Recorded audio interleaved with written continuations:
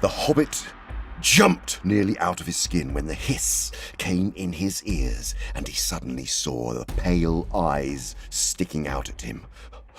Who are you? He said, thrusting the dagger out in front of him.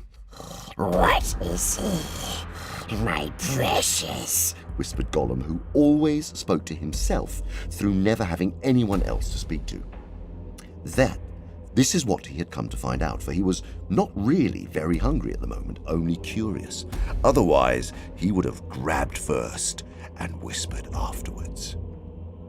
I am Mr. Bilbo Baggins. I have lost the dwarves, and I have lost the wizard, and I don't know where I am, and I don't want to know, if only I can get away. What's he got in his hands, said Gollum, looking at the sword, which he did not quite like. A sword, a blade, which came out of Gondolin, said Gollum, and became quite polite.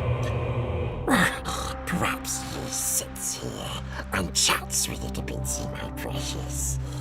It likes riddles, perhaps, does it? He was anxious to appear friendly, at any rate for the moment, until he found out more about the sword and the Hobbit, whether he was quite alone really, whether he was good to eat, and whether Gollum was really hungry. Riddles were all he could think of. Asking them, and sometimes guessing them, had been the only game he had ever played with other funny creatures sitting in their holes in the long ago, before he lost all his friends and was driven away alone and crept down into the dark under the mountains.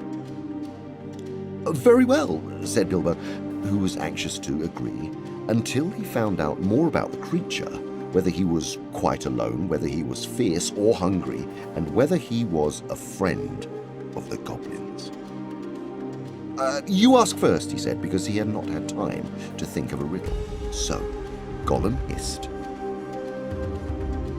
What has roots, as nobody sees, is taller than trees. Up it goes, and it never grows. Oh, it's easy, said Bilbo. Mountain, I suppose.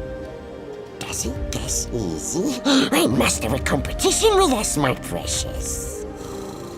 If Precious asks and he doesn't answer, we eats it, my precious. If it asks us and we doesn't answer, then we does what it wants, We shows it the way out, yes?